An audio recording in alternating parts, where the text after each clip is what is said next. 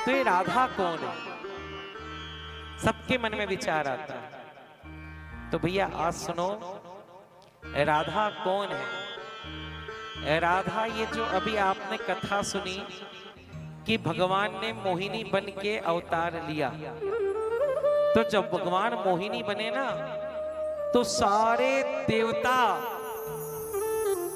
भगवान को काम की नजर से देखने लगे।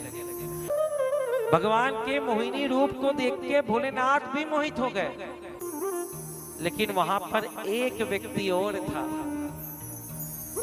जिसको भगवान में अपनी बेटी दिखी कि काश ये अगर मेरी बेटी होती तो कितनी अच्छी बात होती, इतनी सुंदर बेटी का मैं पिता होता। बहुत कम ऐसे लोग होते हैं, काश ये मेरी बेटी होती। वो कौन थे? वो सूर्य थे। सारे देवता मोहित हो गए लेकिन सूर्य नहीं हुए थे, और सूर्य भगवान को बेटी की नजर से देखने लगे। और भगवान को जब ये बात पता चली तो भगवान सूर्य के पास गए और सूर्य से जाकर कहने लगे, हे सूर्य, पूरा संसार मुझे काम की नजर से देखने लगा, लेकिन तुमने मुझे वात्सल्य भाव से देखा। मैं तुम्हारे इस प्रेम को जरूर स्वीकार करूंगा। और सुनो, मैं द्वापर में अवतार लूंगा, और द्वापर में जब मैं अवतार लूंगा तो मैं दो रूपों में अवतार लूंगा। एक में नर बन के आऊंगा और एक में नारी बन के आऊंगा। और जो मैं नारी बन के आऊंगा ना, जो तुमने मोहिनी का रूप देखा है, इससे 1,00,000 गुना ज्यादा सुंदर मेरा रूप होगा। ये कुछ भी नहीं है, इससे 1,00,000 गुना ज्यादा मेरा रूप सुंदर होगा। और मैं तुम्हारे यहां पर बेटी बनकर जन्म लूंगा। जाओ, जाकर द्वापर का इंतजार करो। तो वही सूर्य उस समय वृषभ राशि में थे, तो उनका नाम पड़ा वृष, और सूर्य को कहते हैं भानु, तो नाम पड़ा वृष भानु। और वृष भानु के यहां भगवान ने अवतार लिया राधा बनकर। भगवान ने वृष भानु के सूर्य के अवतार लिया। अच्छा, एक बात और है, लोग कहते हैं उनका विवाह हुआ कि नहीं हुआ, तो भगवान का विवाह हुआ।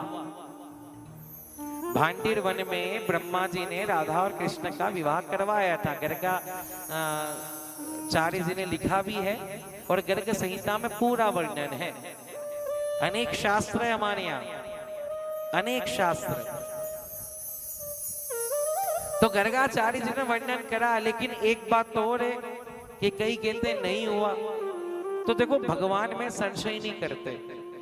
लेकिन परम जगत गुरु कृपालु जी महाराज के मुख से सुना है, उन्होंने कहा कि भगवान ने विवाह क्यों नहीं किया, तो उनका जवाब ये था कि विवाह करने के लिए 2 लोगों की आवश्यकता पड़ती है। विवाह 2 में होता है। बोले, आपसे एक प्रश्न हम पूछना चाहते हैं कि एक बात बताओ, हमारे शरीर में ये आत्मा है ना, सबके शरीर में आत्मा है। ये आत्मा किसके कहने से चलती है? किसके? भगवान के। हमारे सबके शरीर में ये आत्मा है, और ये आत्मा किसके कहने से चलती है? परमात्मा के। मतलब हमारी जो आत्मा है, इसकी आत्मा कौन है? हमारी जो आत्मा है, इसकी आत्मा का नाम है परमात्मा। तो किसी ने पूछा कि फिर परमात्मा की आत्मा कौन है? तो बोले, जो परमात्मा की आत्मा है उसका नाम है राधा। परमात्मा की जो आत्मा है उसको कहते हैं राधा।